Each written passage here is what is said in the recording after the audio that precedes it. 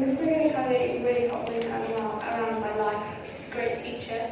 His lessons were always the funnest lesson. He was always so supportive of me in every way. She doubted that she had the ability. And that was probably what it was with Sarah, making her believe, as much as I believed, that she had something special. When I told him I got in class, and he was quite emotional about that, he knew how much it would mean to me. She was crying. I cried a little bit. Cried a lot, actually. I always knew she would. I just knew that she just needed someone to believe in her, to be able to, demonstrate how a student can be impacted upon by education, to change the way that she did, and then what she will now become through education beyond our school. That was fantastic. It was the best moment of my career. Cool, thank you. Hi everyone. My name is Saskia, and I am the graduate recruiter for LSE and HIT. So I've just stepped outside of the careers there, so I'm not actually going to be here all throughout the event, but it sounds absolutely incredible, so I hope you're going to really enjoy it. So I don't know how much of you know much about Teach First, but we are an education charity, and we also rank 4th on the Times Top 100 list of graduate employers.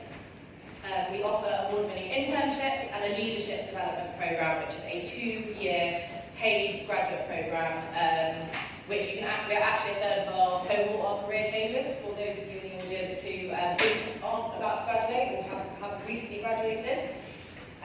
The reason why we exist is because currently in the UK, there is a huge difference between there's a huge link between your family income and how well you do at school, and how well you do, and essentially the opportunities that are available to you to access.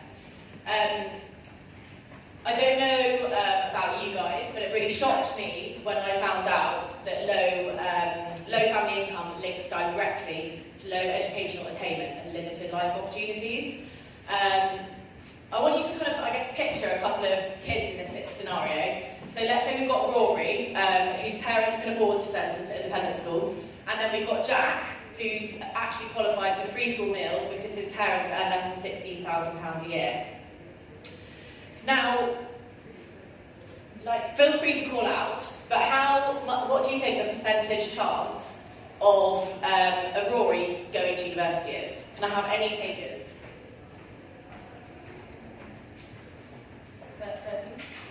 30%? Okay, no, this is Rory, who is from a high family income.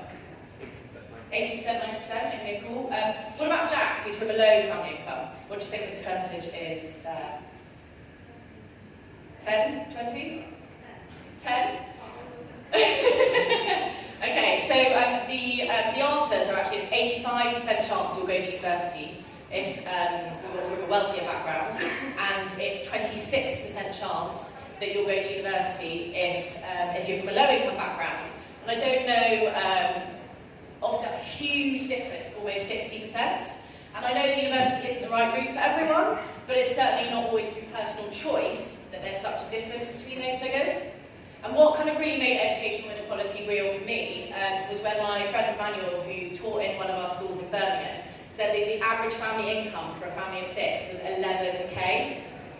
And what that meant was that his pupils often hadn't had a hot meal all weekend, they hadn't had breakfast, and the impact that then had on their ability to focus in class, and actually kind of focus on their work while they were having all these other worries and challenges to deal with, is obviously it's just not fair.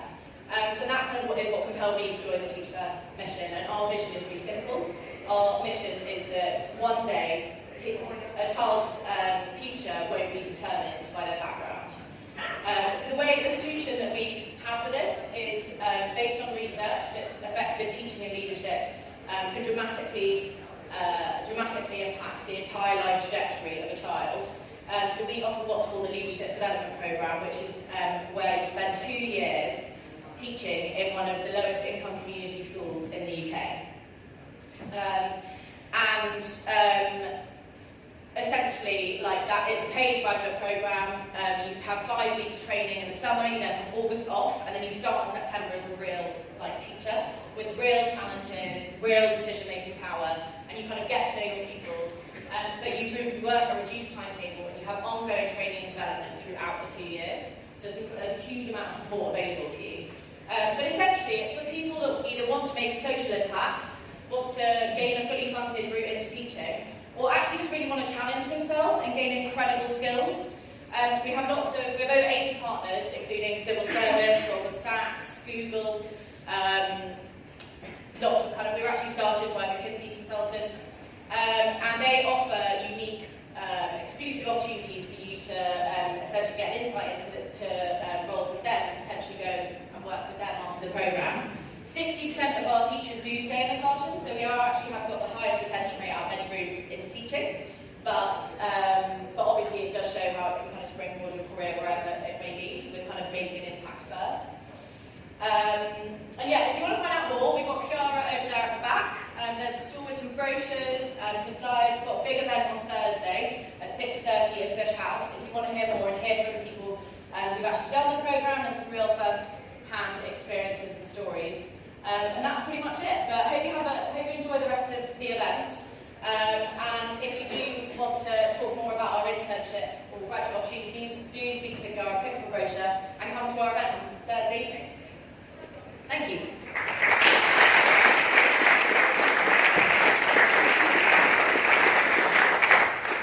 Well, thank you, Saskia, and thank you, Teach First, for supporting us for this event. And also thank you to Maxwell Society. You've been really, really helpful for everything. It was a very difficult event to set up, and they've been really helpful. So,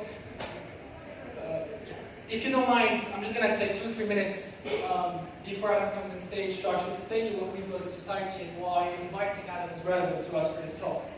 So, we are a Universal Knowledge Society, and it is a society that was created this year in King's College. And basically, to explain what such a pretentious name stands for, I'm going to start with a short story. So, a few months ago, I was reading through a neuroscience paper, and it was basically explaining that the brain was working kind of as a network, where every single part was at all time connected. So when you raise your arm, read a book, all the parts of your brain are in a way or another involved in that task. So that basically means that the beauty of the brain, the way it works, and the way why it works so well, is mainly because everything is connected again. And that was a fascinating discovery for me. And I was like, okay, this is absolutely amazing. But I started asking myself a lot of questions as well. And I was like, okay, well, if this is the way we process information, if this is the way we learn, this is the way the brain works, well, shouldn't we kind of conceive education in the same way, or knowledge in general in the same way? And then I was like, okay, well, if this is the way it works as well and everything is connected, why have we been separated from each field of knowledge for centuries now? And why do I act weird when I see a musician talking about physics, or a banker dedicated to politics, or an engineer doing literature and poetry? And it grew on me, and I started asking questions, and I started reading books and trying to get deeper in this. And I came to the conclusion that that's basically the way it should be. We should conceive education, we should conceive knowledge as a unity, as an entity where everything is connected. And even further than this, I came to the conclusion that today, I think that the innovator and the intellectual is not a highly specialized one as we conceive it today. He's a polymath. The power that the polymath has in knowledge is absolutely amazing. He has a broader overview of everything that happens, and he has, from that, a lot of power. And that's the difference with a neuroscientist that is just going to focus on one specific region of the brain for all his life, and think that he's going to understand everything on focusing on that region. Well, no, he's never going to understand the whole thing if he just doesn't get the big picture. Well, that's the advantage that the polymath has. And the second advantage that he has is the fact that he can apply an infinity of different mindsets, thinking process, and point of views to a single problem. And at the end of the day, that's where innovation comes from. So that was the idea behind the creation of Universal Knowledge Society, promoting this mindset and trying to encourage people to grow elsewhere and get out of their comfort zone. And yeah, just go elsewhere and learn other stuff, but not only superficially, because we believe that you can apply every single thing from one field of knowledge to another, as long as you take both of them seriously. And having Adam today here with us is absolutely amazing, because he's been doing exactly this. He's a musician, he's a bass player, he's an educator, who at one point just decided to take 2 seconds out of music and study some other stuff and look what was available elsewhere. And that's where he got to do readings and study properly some stuff in physics and mathematics. And once he did that, he took the ideas and the thinking process, and he came back to music, and he applied everything that he got to his main field of study, music. So thanks, Adam, for coming with his friend Sean, who's going to do an amazing demonstration on the drums. And yeah, welcome. Thank you.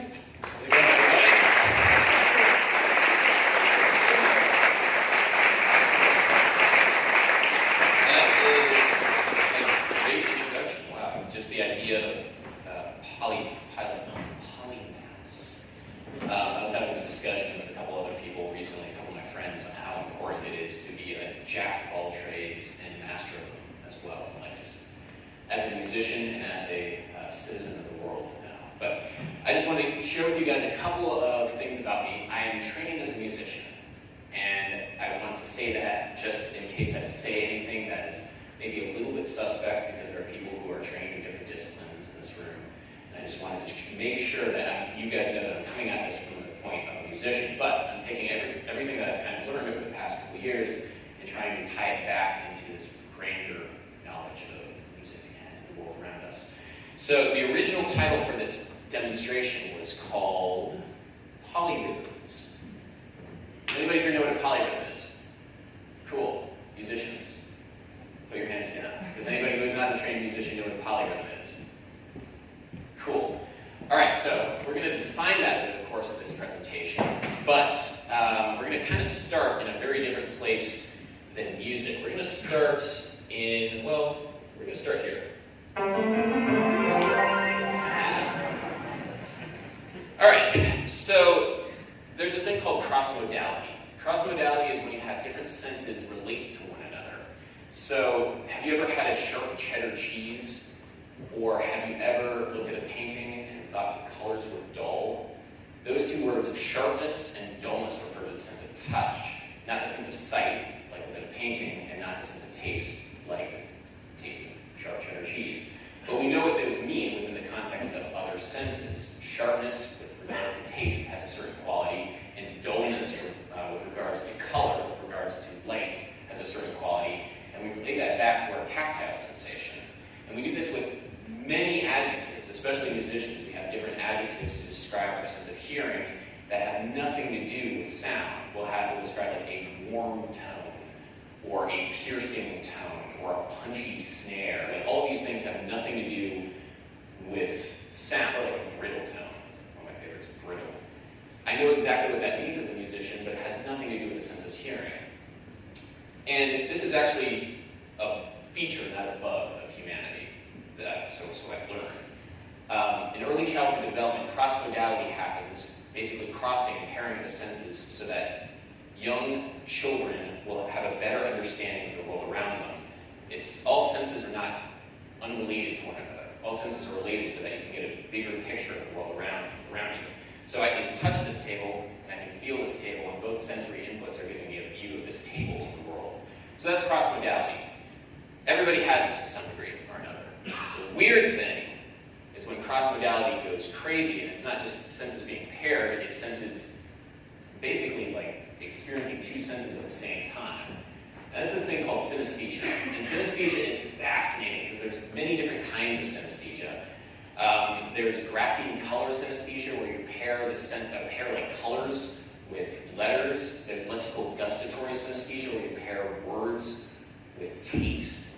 There's ordinal personification synesthesia, where you like different numbers have different personalities. Like one can be kind of like a pain in the ass. I don't know. Like I haven't had it, so that's like one form of synesthesia. But the synesthesia that's germane for this discussion is a really interesting, it's really fascinating. It's when you hear sounds and you literally see colors.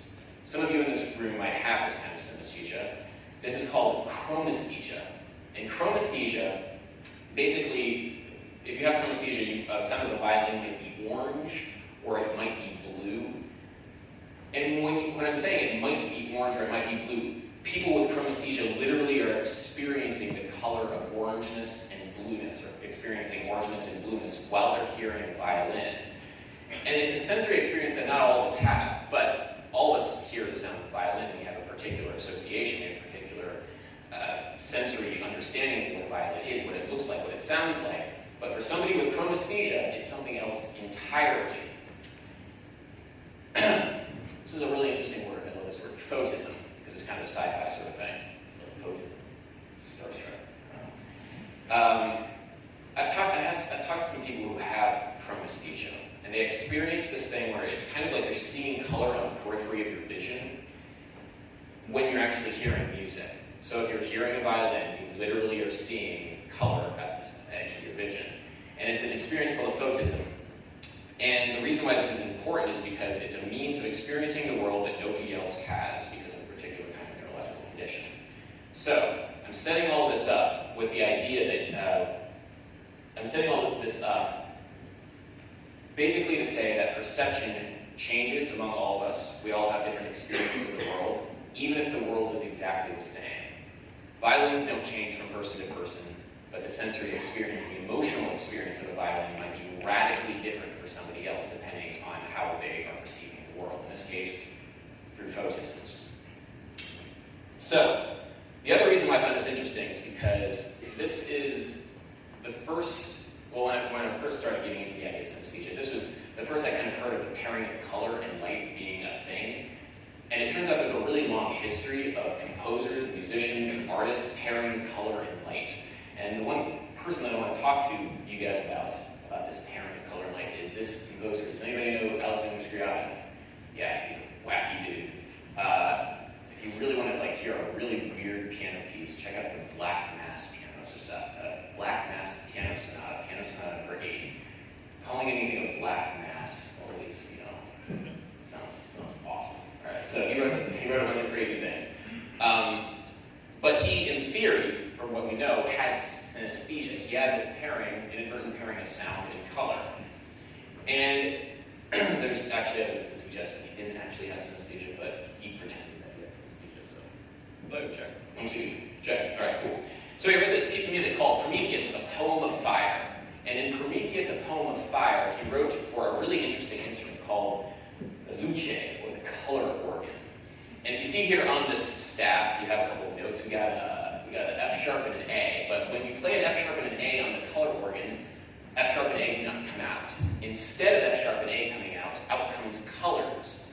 He set up the color organ to basically fire a series of colored light bulbs in the concert hall, so that when you were hearing Prometheus, a Poem of Fire, you were seeing the colors as he saw them, as photisms, and so the entire audience could share in that sensory experience.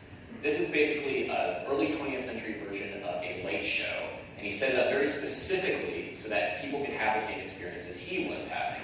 And different colors represented different keys, different instruments, different colors, orchestral colors. And that's the thing, it's like, as a musician, I use the term color, orchestral color, all the time to describe sound.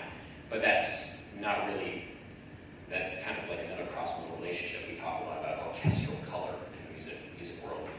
But anyway, so the interesting thing about this is that Scriabin got this particular scheme of colors from not a musician, but from this guy. So in Isaac Newton's text, talking about color theory, optics, or a treatise, or reflections, refractions, reflections, and colors of light, he talks about color in a really interesting way. He talks about color through the metaphor of music and how the different colors will relate to one another through purely musical metaphors. And it's really fascinating if you read this. There's a couple quotes I want to read from this for you guys. He talks about the color green this way. For instance, green agrees with neither blue nor yellow, for it is not distant from them, but a note or tone above and below. And a note and a tone above and below forms a fairly dissonant interval in the musical scale, in the diatonic scale. We're going to play that interval for you guys. This is a minor second, which is a form of, it's a note or tone above and below. Okay, so for Isaac Newton, green does not go with blue or yellow because it's that. It's a minor second in this case. And you can kind of look at it. They don't look that great together. But orange agrees better with indigo blue than with any other color, for they are fifths, and this is what a perfect fifth sounds like. Much less dissonant, much more stable. And a lot of people think in color theory that orange and blue go very well together. If you take a look at, of course, all these Hollywood blockbusters, there's a lot of color grading in orange and blue because that's just what people do these days. And if you take a look at, this is the 19th century color wheel. This is the 19th century French color wheel. Orange and blue are kind of at opposite sides from one another.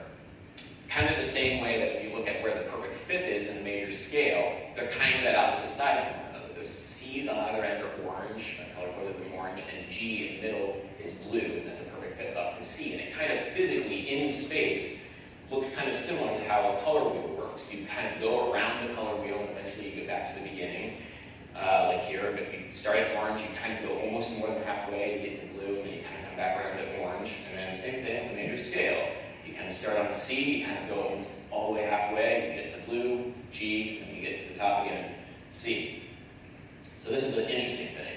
This is the original color wheel that Isaac Newton wrote in optics, and he writes a scale around it. He actually assigns different colors, different notes in this text. Now, the interesting thing, and this is the thing that I'm going to be kind of asking today, while we're eventually going to talk about polyrhythms and other stuff, is he speaking metaphorically when he uses musical terms to talk about color?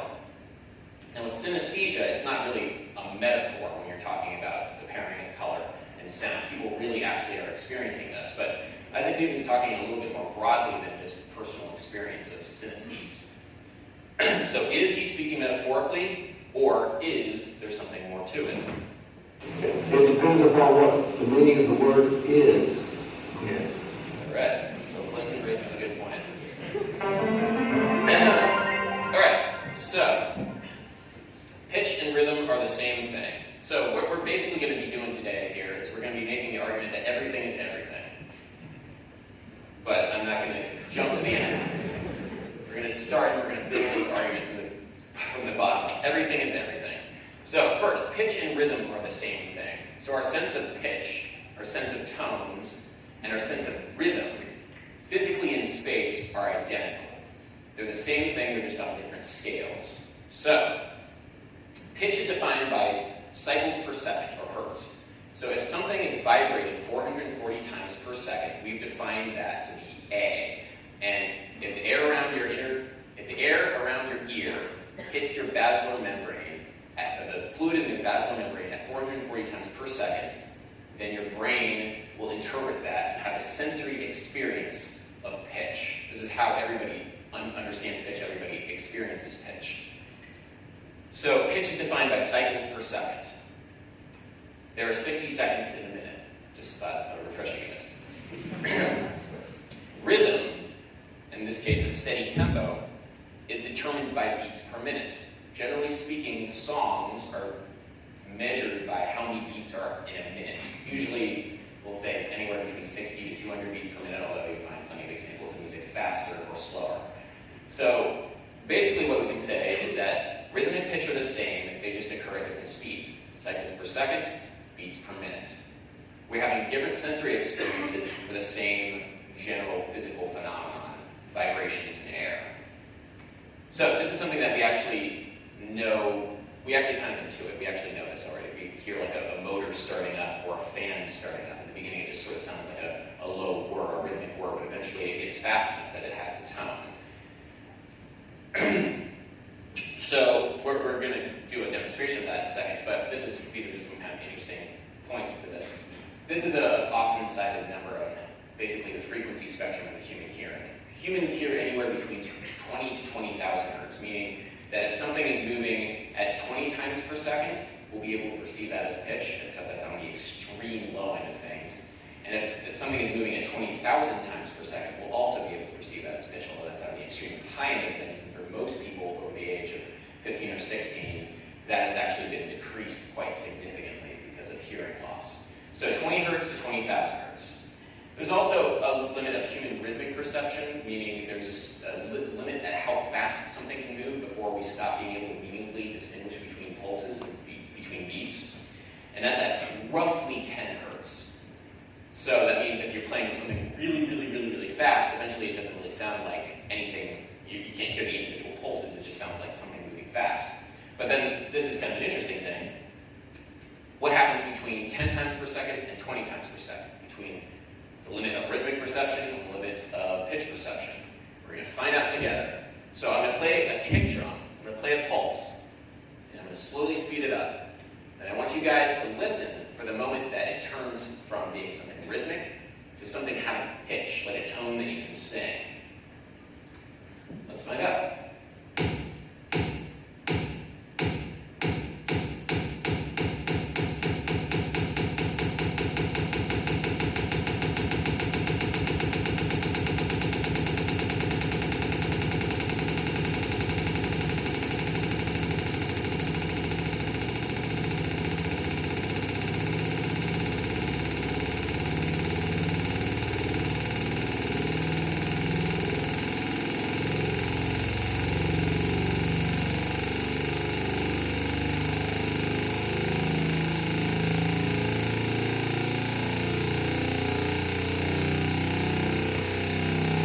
Probably about now it starts having pitch.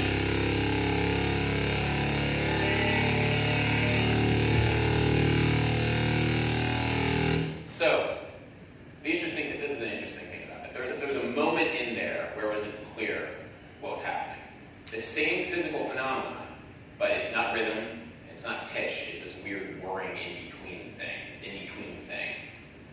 And this is a chart showing basically humans' ability to distinguish between pitch and rhythm. So the point in all of this, is that there's a large gap in our perception. The world around us really isn't any different. It's just that we're fundamentally experiencing the same phenomenon in different ways. There's a phenomenological distinction between things moving quickly and things moving slowly. We perceive it one as having pitch and one as having rhythm. What does this have to do with Isaac Newton? Not all that much so far, but we'll put a pin on that.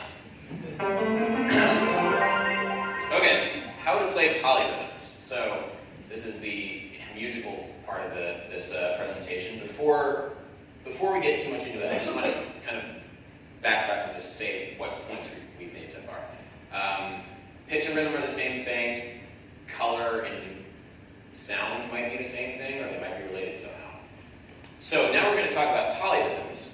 And this is going to be the definition of a polyrhythm that we're going to work with. And this is a very, very important definition because this can apply to so many things beyond music, but we're going to first start with the musical definition of a polyrhythm. It's the mathematical relationship between two or more simultaneous regular events, in parentheses, rhythms. So for demonstrations of some of these polyrhythms, I'm going to bring up my good friend Sean Crowder, who is a polyrhythmic expert. That's how we're going to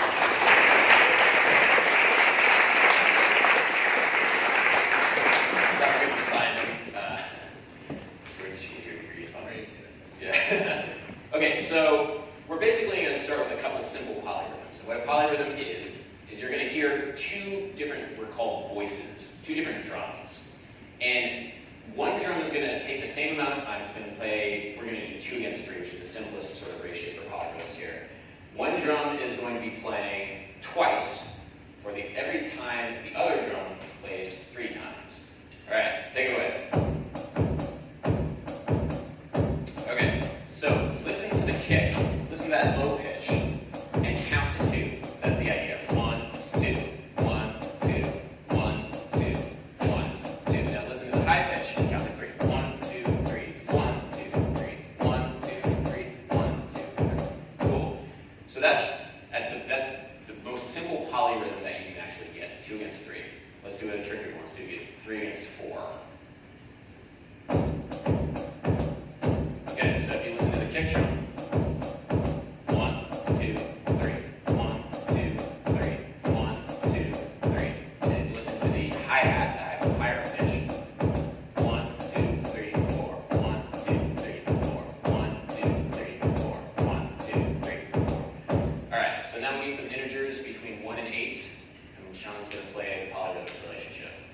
So shout out some numbers. 7, 5 and 7, all right. Go.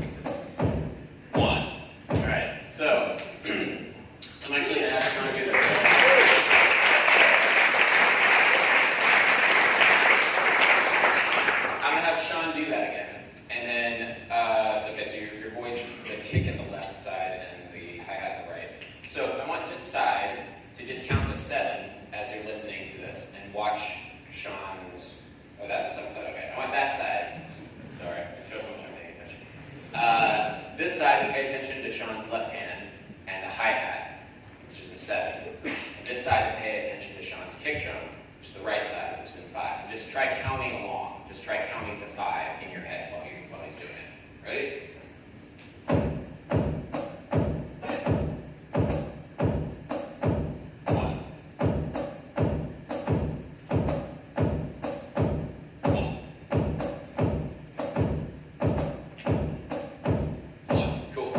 So, magic. How did he do it?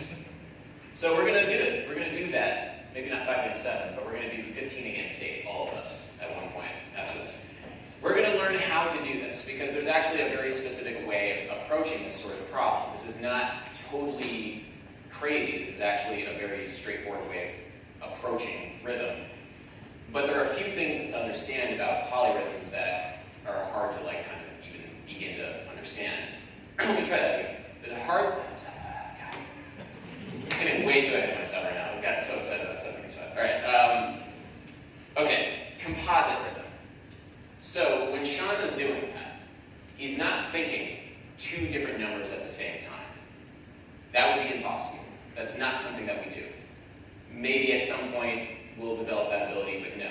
What he's doing is he's figuring out how that whole thing sounds together as a unified sensory experience for him. So he's not thinking in terms of 7 and 5, he's thinking about how they can come together. So let's go back to the 2 against 3. So 2 against 3, this basically means that if I had a metronome clicking at 100 beats per minute, and another metronome clicking at 150 beats per minute, they would create basically a sound that you could then hum back. So let's listen to that. So this is a metronome. So 100 beats per minute.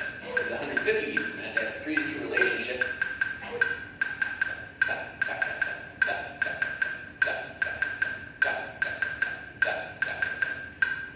That, at least that concept, is actually what we're doing as musicians when we're playing polyrhythms. We're hearing that combination of the 2 of them together.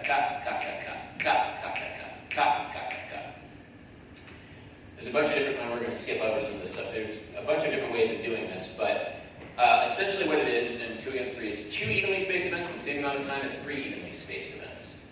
So, in order to do this, oh god.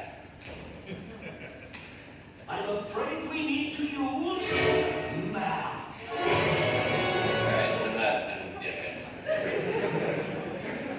Alright, so we're going to do this together, but this is kind of how we kind of break it down, so that we feel this back and forth as one unified event, one unified sensory experience, one unified thing. So, we're going to first draw X rows of Y numbers.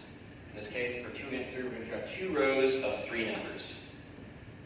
Okay, this is paper, draw out 1, 2, 3, 1, 2, 3. 2 rows of 3 numbers apiece for 2 against 3.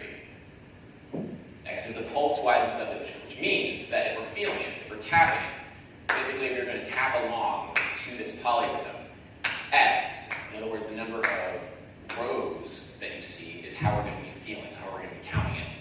And Y is how we're going to be counting the in-betweens of each one of these pulses. So, if we move on to the next one, we're going to circle every X number. So, let's see, 1, 2, 3, 1, 2, 3. So, if we're feeling this and we're going to be playing this, the way that we're actually experiencing this rhythm is going to be 1, 2, 3, 1, 2, 3, 1, 2, 3, 1, 2, 3. Let's do that together. Here we go. Everybody, we're going to count to 3 and Sean, play along. All right, here we go. 1, 2, 3, 1, 2, 3, 1, 2, 3. These circled numbers are going to be what we're doing with our other hand. And so we're basically going to be playing two separate things at the same time, but we're feeling it in that 1, 2, 3, 1, 2, 3. So, hand X, I guess we'll call this hand X, left hand, is going to snap on the number 1, just the pulse. Hand Y is going to snap on the circles. Okay, so we're going to do this together. All right, I'll count us off. 3, 2, 3, 4, 2, 3. 1, 2, 3, 1, 2, 3. Let's actually do this. Let's do it slower. Let's do this. We got this. We got this. All right. 3, 2, 3, 4, 2, 3. 1, 2, 3, 1, 2, 3. 1, 2, 3, 1, 2, 3. 1, 2, 3, 1, 2, 3. 1, 2, 3, 1, 2, and off. Fantastic. All right, we just did a polyrhythm. We just did 2 against 3. Because we just did this, we can now play any polyrhythm. We can do that 5 against 7 nonsense that Sean was doing earlier if we just write out it in this sort of like pen and paper method. This is kind of interesting. Let's do a little bit of a trickier one. Well, actually, this is the possible. 1, 2, 3, 1, 2, 3, 1, 2, 3, 1, 2, 3, 1, 2, 3, 1, 2, 3, 1, 2, 3, 1, 2, 3.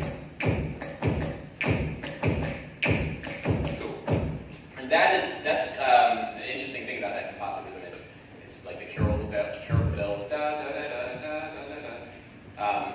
Anyway, just thought of that. So let's do a trickier one. Let's do 4 against 5. All right. So this is a the musicians and the trained musicians in the audience. This is a tricky one. Doing quintuplets basically, or like doing quartet quintuplets. This is something that's very, very technically advanced, at least coming from another sort of tradition. But we're all in this room. We're going to do 4 against 5. We're going to do it super slow, but we're going to do it all together. We're going to do the same method of drawing X rows of Y numbers. So in this case, we're going to draw 4 rows of 5 numbers. Really all this is counting. All this is counting and coordination. Then we're going to circle every X number. And then we're going to do the same thing. Hand X is going to snap on the number 1. Hand Y snaps on the circles. Okay, again, we're going to do this really slow. I'm going to first count 2 beats ahead of time, and then we're going to all do this together super slow. Remember, all of this is just counting to 5. All right, here we go. Oh yeah, sorry. Left hand is whatever this hand is for you guys. Mirror, whatever. Doesn't really matter. This will be the 1s, and this will be the circles. So 3, 2, 3, 4, 5, 4, 2, 3, 4, 5. 1, 2, 3, 4, 5. 1, 2, 3, 4, 5. 1, 2, 3, 4, 5. 1, 2, 3, 4. Again. 1, 2, 3, 4, 5. 1, 2, 3, 4, 5. 1, 2, 3, 4, 5. 1, 2, 3, 4, 5. Fantastic. So that's the gist of it. The only difference between doing it like that and then doing it at a faster tempo, 1, 2, 3, 4, 5, 1, 2, 3, 4, 5, 1, 2, 3, 4, 5, 1, 2, 3, 4, 5, 1, 2, 3, 4, 5, 1, 2, 3, 4, 5, 1, 2, 3, 4, 5, 1, 2, 3, 4, 5. The only thing that's different is I just practiced the coordination. There is nothing complicated just in theory between the two of those things. It's just you're practicing it slow. You've coordinated it so that you're basically dividing your body into 2 separate systems, 4 and 5. So, what about a hard one? Let's do 15 against 8. Same principles though. Everybody in this room is going to do 15 against 8. Everybody in this room is going to do a polyrhythm so complicated that it kind of boggles the mind. Alright, if you can even read that, but whatever. Terrible handwriting. So, again, we're just going to, left hand is going to snap on 1s, right hand is going to snap on circles. And if you notice, there's kind of a pattern. It's like, it starts on the 8, skips 1, then 7, skips 1, then 6, skips 1, then 5, skips 1, then 4, skips 1, then 3, skips 1, then 2, and then we're back to the beginning. All right, here we go. We'll just start at the top. Here we go. 1, 2, 3, 4, 5, 6, 7, 8. 1, 2, 3,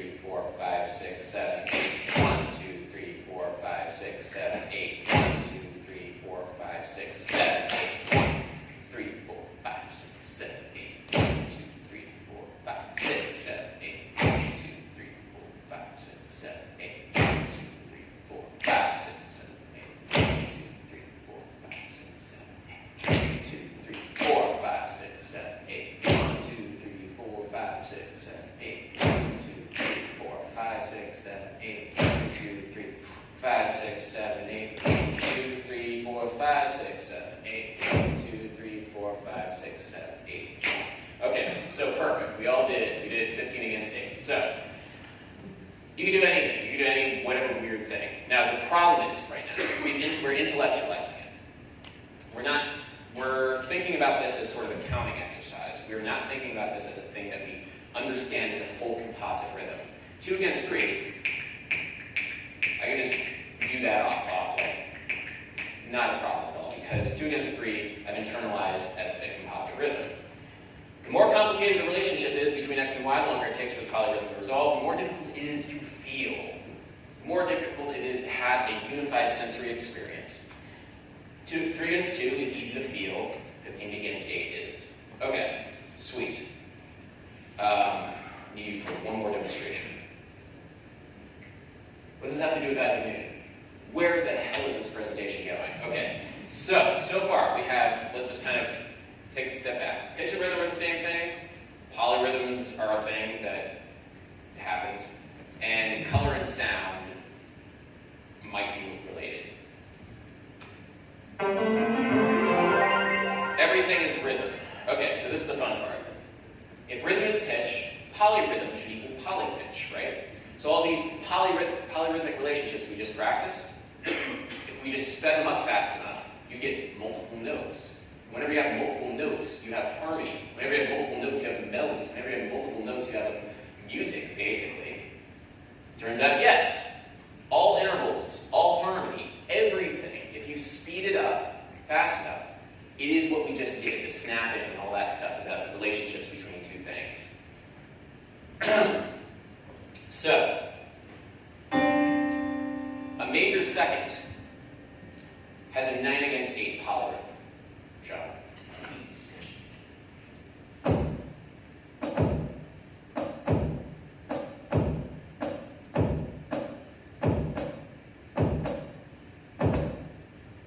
Okay, 9 against 8. So, stop the polyrhythms. So you heard that was actually a fairly complicated relationship, right? It was just sounded like notes at some point. It was kind of hard to hear it as just a unified whole. It wasn't this. I did that wrong. Anyway, it wasn't a 3 against 2. It was kind of tricky to hear, just even if you're super adept at that. The same thing, if you hear that. Let's see how it. Yeah, it's kind of a dissonant sound. You heard the dissonance in the rhythm. You hear the dissonance in the sound. What about this? A major third, which is the second note in the major scale, is a 5 against 4 polyrhythm, which sounds like this.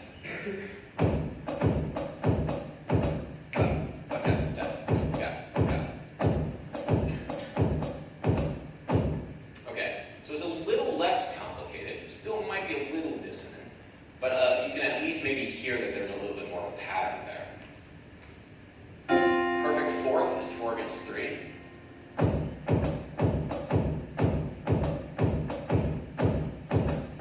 Okay, all right.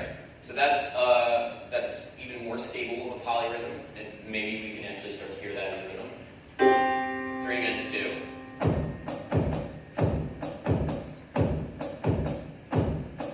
Okay, so that also is very stable. 5 against 3 for a major 6.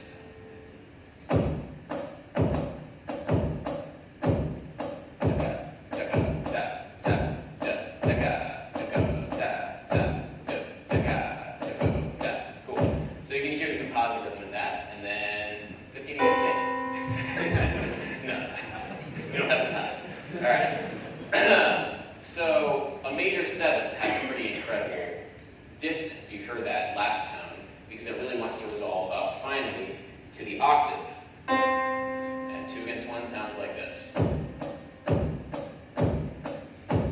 You can hear how stable that rhythm is and how stable those relationships between the 2 notes. Cool. So let's actually hear this because I just played Sean. Sorry. I just had Sean play all these polyrhythms. What does it actually happen? Like, how does it actually hear? How does it sound when we speed these things up? So, thank you, Sean, by the way, donating your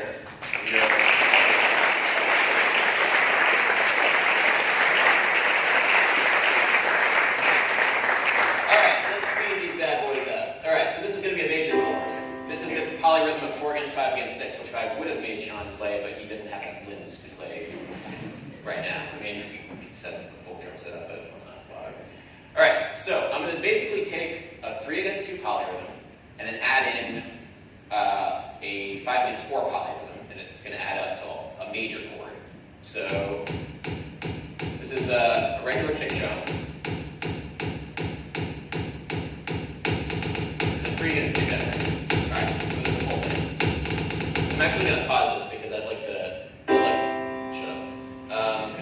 I'd like to have you guys focus on the sound of 4 against 5 against 6, like the composite rhythm, like how it makes you feel.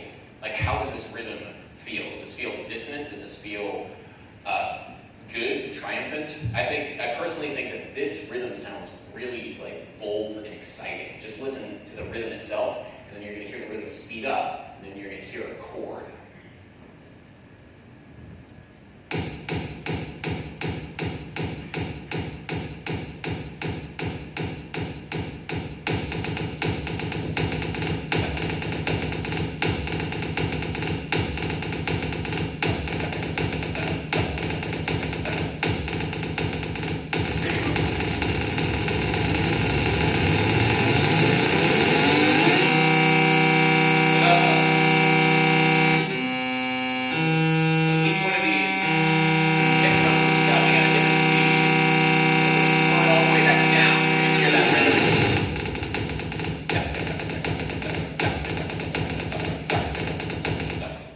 So, again, different sensory experiences. Same physical thing, it's just a kick drum being played at different speeds. But we have experienced one thing as a major chord, one thing as a means of music, and another thing as rhythm. All this stuff, by the way, is not particularly novel to people who study acoustics, but for a musician like myself, all this stuff is kind of the same, because I have been working with these things like rhythms and harmonies and notes and patterns as if they're completely different things. They're all essentially the same thing. And what we can say is that polyrhythms that are easy to feel are easy to hear when they're sped up. So the idea of consonance, which is a common thing in music, things that sound good together, is just all it is polyrhythms which are easy to hear and feel. I can't speak it that fast, but that feels good. It feels good. It's a great rhythm. Let's do something that doesn't feel good. So a perfect fourth is a 4-3 polyrhythm, and a major seventh is this 15 against 8 thing we did. If we play both of them back at the same time, it's going to sound really rhythmically dissonant. Okay, this is 4 against 3.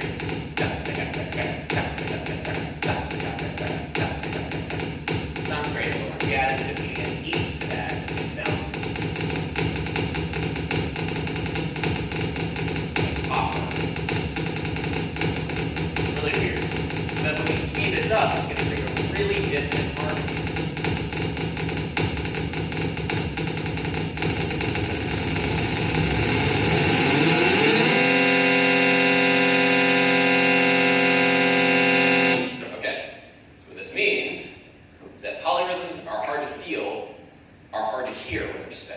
So that rhythm just was really strange. No human being, or maybe somebody with a lot of time to detail, could learn how to feel that as a sensory experience. It's not really possible.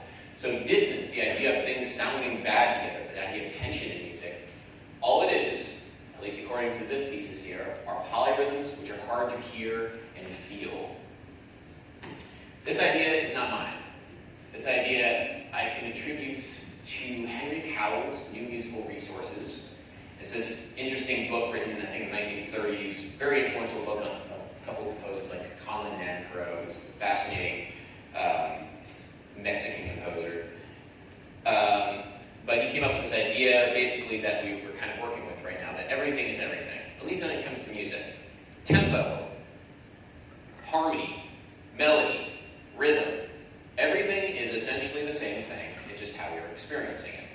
So he came up with this stuff. He basically did equivalents of different ratios of pitches, to tempo markings, to the chromatic scale, everything kind of related to one another.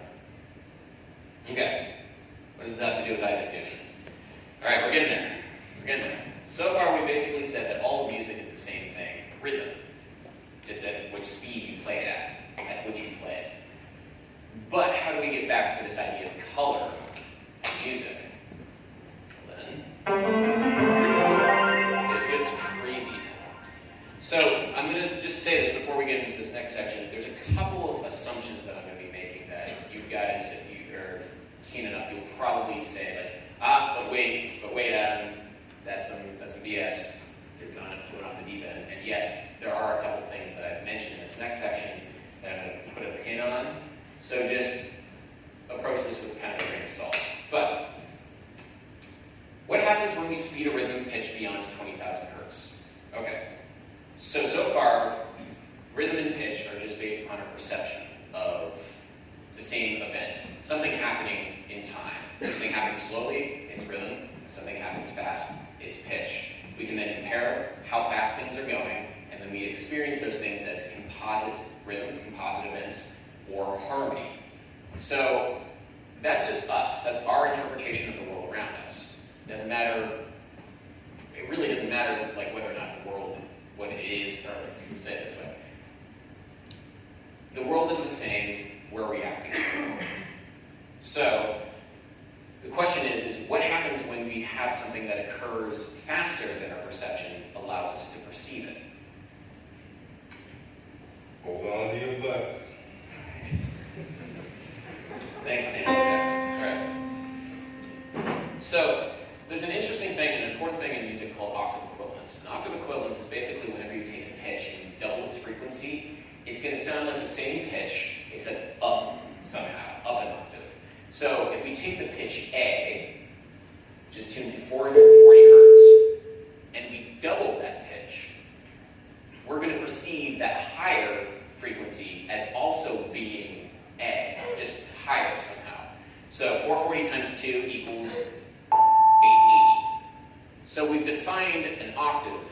We've defined A both as 440 and 880, and also 220, 110, and 55 and lower. But if a note is vibrating at 880 times per second, it is an A, based on our definition of what A is. If we double it again, that also is A. If we double it again, keep turning the volume down because this might get pretty shrill, this is also A. So if something is vibrating at 3,520 hertz, it's A. Woo! That is A. I'm going to turn this down. Yeah, we're going to do it again. All right. Ooh. I think there might have been a high pass on this system, but yeah, that's also A. Technically, this is at the upper threshold of human hearing. I can just barely hear this pitch because of hearing damage, but technically it would go up to 20,000 hertz. And if we keep doubling it again, I feel completely confident in playing this one because nobody in this room would ever be able to hear this A. This A is at 28,000 hertz. But based on our definition of what A is, this is still A. It's just we're not perceiving it as being A. But your dog will be able to hear it because dog's hearing goes up to 45,000 hertz. Okay. So if we keep doubling the frequency higher and higher and higher, these are all A. All A. Eventually, if we double it up to trillions of times per second, we get to the visible light spectrum. And so we can calculate what A is based upon what the frequency is of certain colors in tetrahertz. And it turns out A is orange. So this is a fun little chart right here, which corresponds each one of the notes based upon A equals 440 to each of the colors of the visible light spectrum. You might notice that the visible light spectrum actually only covers one octave. It's from roughly 384 tetrahertz to 768 tetrahertz, which is roughly an octave, maybe a little bit less than an octave. And we see a couple of great things. One, C is green and D is roughly bluish, and they are a tone apart. And like Isaac Newton, they don't really go well together, but they are a tone apart. C and D, yeah. And also C and B flat. Yellow and green, they are also a tone apart. The other interesting thing is A is orange and indigo blue, E is a fifth. Oh my gosh, so Isaac Newton was maybe not talking completely metaphorically, maybe he's actually thinking of these colors as having musical relationships between them. Polyrhythmic relationships between them. This is Van Gogh's Starry Night. We can analyze the colors of any visual media through their corresponding musical notes and their corresponding polyrhythmic relationships. So if we got Van Gogh's Starry Night right here, we can see, okay, we got some blue, so it's like a D, E flattish sort of thing, and then we got some B flat, that's kind of like a yellowish thing. So they have a major third relationship. And major thirds are a very consonant interval. And what you can say here, and this is our perception of this is a very consonant piece of art. There's a consonant musical interval that's been related to it through our system right now of like relating color to polyrhythms. And our experience of this is very constant. You're not looking at this and thinking like, oh my God, how dissonant. This is a very balanced piece of art. Yellow and blue go really well together. And you can kind of see that there's a predominance of blue. And because there's a predominance of blue, maybe we call that the tonic. We're going to go this far if we're musicians. We're going to call this the key of blue in this piece of music. And then we have the major third there. So this is a very blue major piece of music. All right, going pretty far out there. This is Picasso's Night Fishing at Antibes. Your immediate reaction to this. By the way, I'm not an art guy at all. I just like looking at art, I guess. I don't know anything from like a technical perspective, but I can just say that this, to me, is super dissonant. You don't need to be thinking that hard to understand your reaction to this. There's a lot of stuff going on in this piece of music. And, maybe if you wanted to do some analysis here of like, how different colors balance against one another, you can kind of see it in the upper part of this picture right here. You got red, yellow, and blue. Those feel like they're a little more consonant than the rest of this stuff here. Like, you got green and blue over here. It's like kind of dissonant. We got some like purple that adds a lot of stuff. But that red, yellow, and blue form a G minor triad. If we're going to go and belabor this analogy, we have G is red, B flat is yellow, and D is blue. So it's kind of like a consonant thing. Anyway, you can kind of see where I'm going with this. You can take any piece of art, and if you want, you can analyze it based upon its musical content. All right, it's kind of a far out there idea, but of course, like all the things in this, it's not mine. I steal from the best. This is Vasily Kandinsky. Vasily Kandinsky was a synesthete at the turn of the 20th century, and he had a very similar idea of what color and music were like. Now, his synesthetic relationships to the colors in his music were a little bit different than the actual colors, and I'm putting actual colors in parentheses, but he talked a lot with Schoenberg and his 12-tone system, and a lot of the paintings, this is one of Kandinsky's paintings, ended up being reflected, or at least reflecting current musical trends of the time. He was thought very carefully about how to relate color and tones in his paintings. And this does feel really dissonant and really busy, but you can kind of get, a musical sense of it, I think. Again, not an art guy, I'm just looking at things and trying to like understand it through the lens of my musical upbringing, my musical understanding. So, alright, so we basically just said that everything is everything, and we're going to take that even further. Alright, so has anybody ever heard of this idea, harmony of the spheres? Cool. Can somebody yell out a definition of it? What does it mean?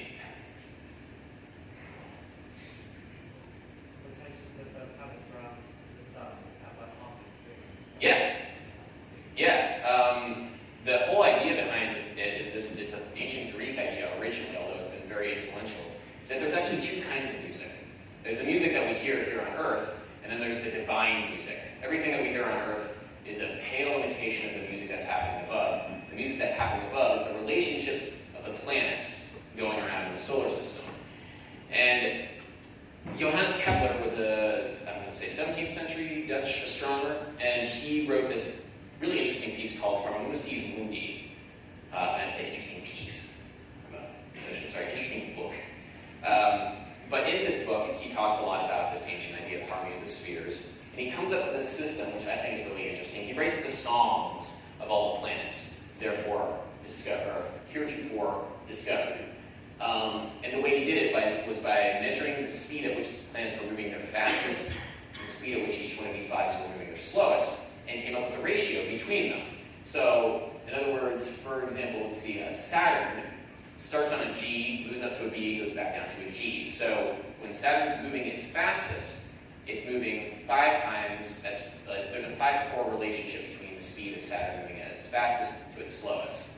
So we can kind of chart here through these songs, basically the relative stability of the planets. This is, again, very metaphorical, but it's kind of an interesting thing. Earth is a super stable thing,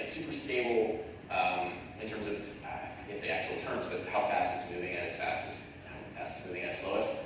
Mercury is all over the place. The moon also has a place too. So this is kind of like a view of harmony of the spheres that I think is kind of interesting. But the really interesting thing, I think, is the idea of orbital resonance, which is a more modern understanding. Basically, you can see it here. It's these different heavenly bodies get in these systems where they basically, in this case, Io goes around Jupiter once for every time, Europa goes around twice for every time, Ganymede goes around 4 times, and actually exactly reverse that. Ganymede goes around once for every time, Europa goes around twice for every time, Io goes around once. So it's basically every time they get these harmonic systems where there are points where they kind of resolve, and the planets, or sorry, in this case, the moons are in the same place at the same time. And I think that's kind of an interesting idea. So this, if we're going to chart out the polyrhythms right here, this is like Io, Europa, and Ganymede are in kind of these octaves in this system. Stole all this from Wikipedia, by the way. This was a great list on Wikipedia of all the different kind of resonances. There's like 2-3 resonances, there's 3-5 resonances, 4-7 resonances. We got some pretty gnarly ones, 5-12 resonances. But the reason why I'm going out this far is because our original definition of a polyrhythm was this. And all of this nonsense, all the stuff about color, all the stuff about orbital resonance and all that good stuff, all of it fits this definition of a polyrhythm.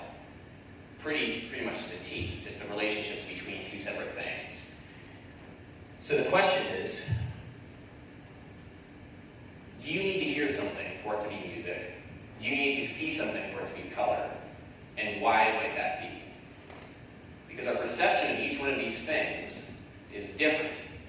But at the core of it, it's all coming down to this, the spacing of events into this sort of system, this polyrhythmic system. Alright, so let's contextualize a little bit more of this crazy presentation, because I'm kind of going off the rails. Okay, the first thing, this is incredibly important when it comes to music, although it might not really be that important for all of you guys. Today we use equal temperament and not the simple ratios of just intonation. What this basically means is that all of music does have polyrhythmic relationships, it's just that they're way more complicated than what we just demonstrated. Equal temperament is a system that basically uses a very slightly different ratio system for the purposes of modulation, and it's way beyond the scope of this presentation. But when you've heard the polyrhythm turn into a major chord, it's not the same major chord that we use in today's music. That's basically the crux of this idea, is that we use incredibly complicated polyrhythms that can never be performed by any human. I'm just going to kind of leave it like that. So all these demonstrations, take it with a grain of salt. And they also, this is the big one, light is electromagnetic radiation. Sound is compression waves, 2 entirely different forms of waves. So you don't actually literally speed up sound and you get light, although there's something called sonoluminescence, but it's not that. The idea of taking an A and just doubling it over and over again and eventually get to the visible light spectrum, that doesn't happen. That doesn't exist. So this is purely metaphorical, unfortunately, because I think it would be really cool, but this is not really true in the sense of sound being literally color. So, to go back to Isaac Newton, is he speaking metaphorically? Yes. Yes, he he definitely is speaking metaphorically with music. But the interesting thing about metaphor is that it expands our perception, because we're so used to thinking of things in terms of our perception of the world. We're so used to thinking of things of like, okay, this is pitch and this is rhythm, when we don't even realize that they are essentially exactly the same thing. Our perception is what's limiting us of our understanding of music and our understanding of the world around us. And we can extend that perception, we can extend that understanding of the world around us through metaphor. So Isaac Newton is using the metaphor of music to describe color, and through that we can understand things like consonant Van Gogh paintings or dissonant Picasso paintings. It's a way for us to understand these paintings and the world around us in a much deeper way, because our perception has been expanded. Yes, technically, light and color are not the same thing. So, leave you with this. This is kind of basically a just overarching question. I asked this before. Do polyrhythms need to be explicitly heard and felt as sound in music? I mean, I'm going to say no, yes. It doesn't even really matter. Like, if everything in the world is music, if everything is everything, it kind of doesn't matter. But we can use musical concepts, and I use musical concepts, and feelings and intuitions to analyze other forms of art and try and expand my own perception of the world around me. And I think that's kind of the key, that's the key takeaway that I kind of wanted to have for you guys from this presentation. Yeah, expand your mind, man. Yeah. So I wanted to say thank you so much, and until next time, Peace. thanks.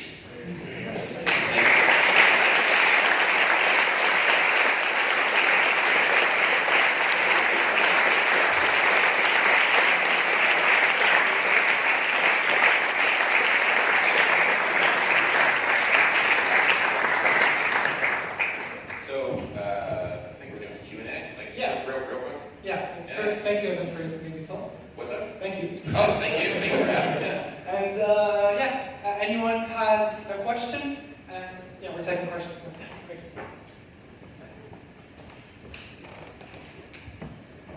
What's your favorite color? Favorite color?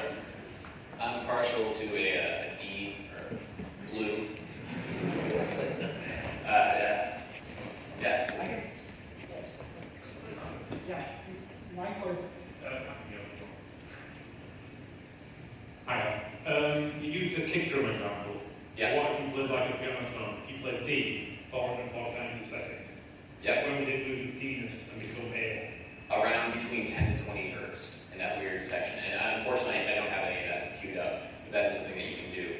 There's something called wavetable synthesis. Wavetable synthesis is basically a much more advanced version of what I did here, where you take something, take a symbol, like a kick drum sample or a piano sample, and in a wavetable synthesizer, and there are in a lot of modern digital audio workstations, wavetable synthesizers take samples and they play them really, really quickly, so it sounds like something else. So even if you have a pitched note that's being played really fast, somewhere between 10 to 20 hertz, it starts to kind of morph weirdly into another thing. And it's kind of interesting. I get asked that question, like, what if you use the pitched sample? And it's kind of messes with your perception a little bit more. So I would use the kick drum sample of this because it was a little bit clearer, and it wasn't quite as, that would have kind of muddied the waters a little bit. But yeah. Cool. The questions.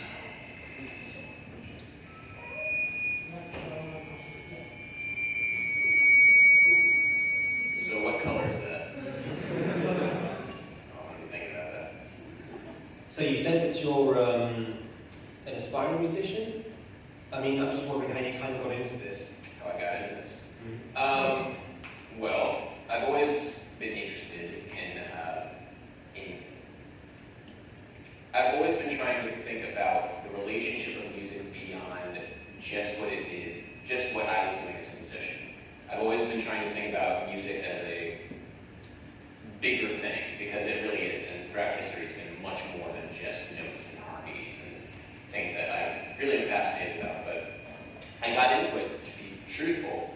I started my YouTube channel and started making videos about this stuff, and because I had a YouTube channel, I got the means to kind of explore and like do a lot more with it. it. So like, because people were interested in some of the things that I was exploring, I got to research more and start getting more into this sort of quasi-acoustics. This is somewhat acoustics, this is somewhat color science, but I try and think of it as taking other things and applying it to music, rather than me speaking with any authority on any of these other subjects. Yeah.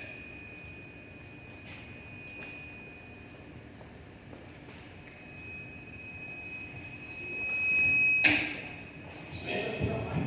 I don't know. Similar to the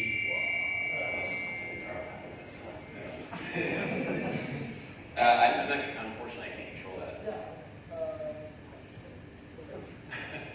You know what? If you get up here, because it's feeding back to that, I don't think we have that sound stacking for now, so unfortunately.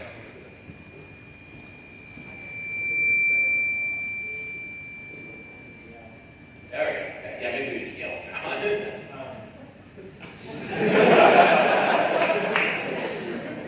just like playing a piano note on a frequency where you get a different frequency, like a different pitch. Could you do a similar thing with light where you flash? You know what? Yeah, just try. We'll have a conversation.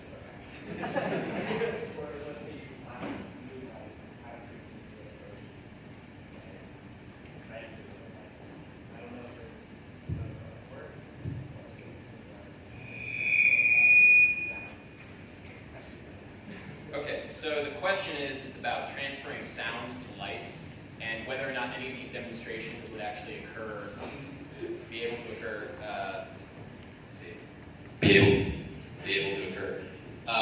in the visible light spectrum. And the answer is probably not, because again, this is all electromagnetic. Light is in the electromagnetic spectrum, and you're going to have to talk to somebody who actually knows more about that sort of thing than me. Again, my expertise is purely within sound, and so light and sound are not the same thing. But thinking along those lines is really interesting. I've often thought about it's interesting also that the visible light spectrum is just one octave. Like, it's a very, very narrow band of light that we see around the world, like around for us, and how the audible spectrum is 10 octaves. We hear so much more in terms of frequency content than we see in terms of visual content.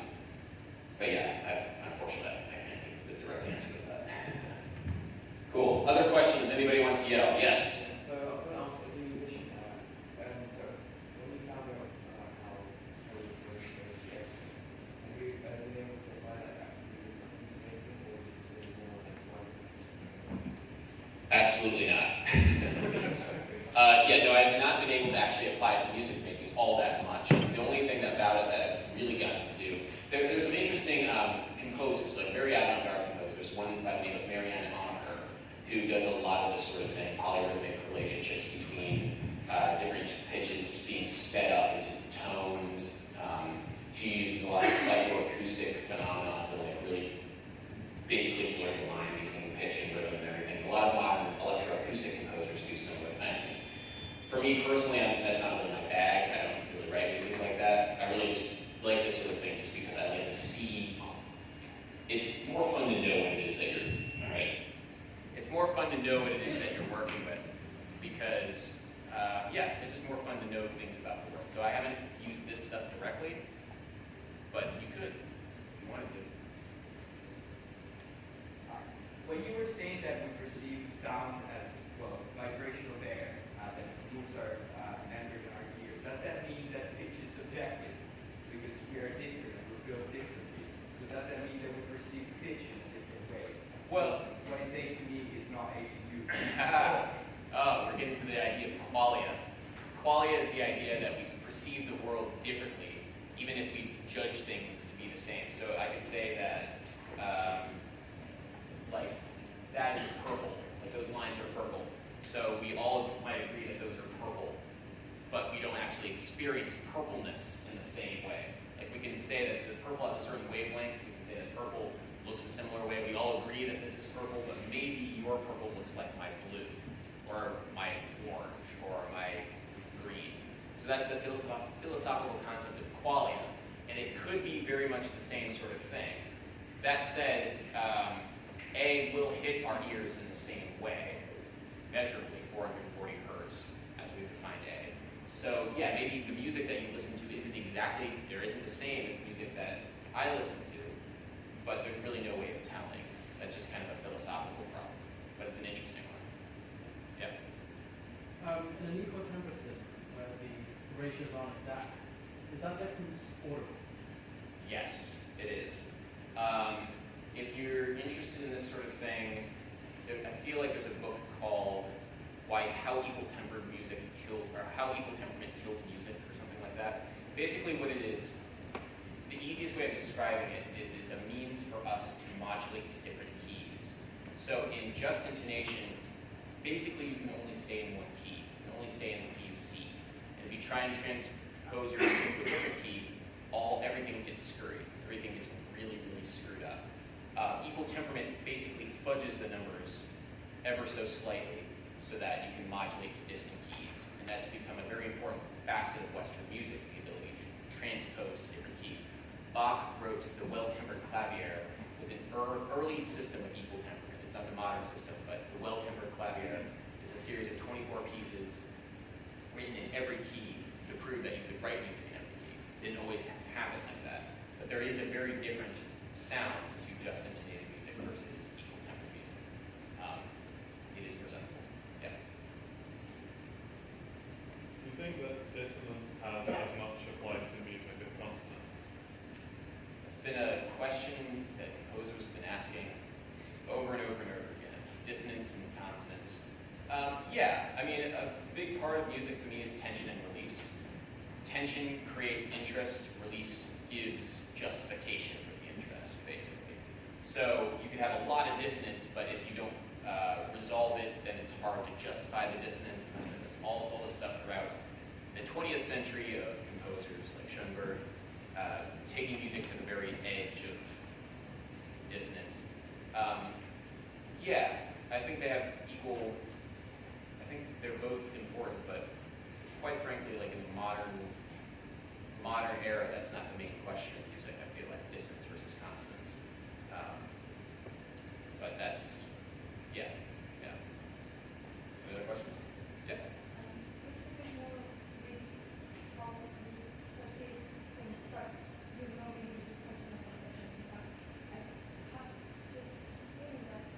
Maybe in general we have tendencies of perceiving something. But how do you relate that when a musician is composing music and there is a kind of feeling that can be transmitted? The feeling of composing? Yes. Yeah. Using this, All this, yeah, all this stuff. consonant, dissonance, etc. And yeah, so how is your position on that? How is it? It's like there's something. So you're talking about transmitting the feeling that a composer feels while they're writing music. It's a type of perception. Is it type of It's a type of perception. Is it type of perception? Yeah, that's a hard one. That's a hard one just because music is such a, everybody's going to interpret music very differently. And that's of course like a big part of the beauty of music is the subjective nature of it. And to try and convey the feeling that a composer feels as they're actually composing, that's a tricky one. And I feel like most people, I'm not even quite sure how to answer that question because I don't think that any of this stuff really relates to that. And honestly, it's something that, for me, like when I'm writing music, when I'm playing music, I try and convey the feeling that I have the best that I can through the means that I have. The only means that I have are the materials that I have through music. So rhythm, tone, harmony, all these polyrhythmic relationships. Those are the only things that I have at my disposal. And I'm sorry, I don't know the best way of answering that question. It's hard. Yeah. Curiosity, how do you think, what are your thoughts about that? Because you have all these materials that you use to transmit something. Yeah. And although you are not really real, you don't know all the material you are using. We are perceiving kind of the same. Right, okay. Okay, so are you saying because I know a lot of this stuff and then other people might not not, then we can perceive different things. Is that kind of what you're saying? Or the contrary, how is that we can perceive still? Oh, how? Okay. Yeah. Okay. All right. So the question, I think, correct me if I'm wrong, because there's this whole complicated sort of system behind here. Are we conscious of this system while we're feeling music? Are we conscious of all these like polyrhythmic ratios? Are we conscious of these intricacies? And I think that yes, we are, but no, we're not at the same time. You don't need to be conscious of all the inner workings of your brain in order to experience feelings about art or feelings about like a good story that somebody tells you or a good literature, a good novel. You don't need to know the technical background behind it. And I think a big part of the mystery of all of this is actually translating all of this into how we're actually experiencing it as emotions. I think we don't know yet. I think we don't know how everything gets translated. It's a hard question to answer, and I'm sorry, like again, I can't give you the best possible answer. Yeah. I don't know. I don't know. Sorry. Maybe one or two more questions. Sorry. Yeah. Yeah, you know, I do actually have prosthesia. Which one, sir? I have prosthesia. Prosthesia, okay. And I mean, I don't see it in the peripheral vision, but I'm what we call an associator, so I get like an involuntary association. Yep. And now that I think about it, the colours that I associate with the notes are such that traditionally good combinations of notes don't necessarily correspond to good combinations of colour according to either Newton. Yep.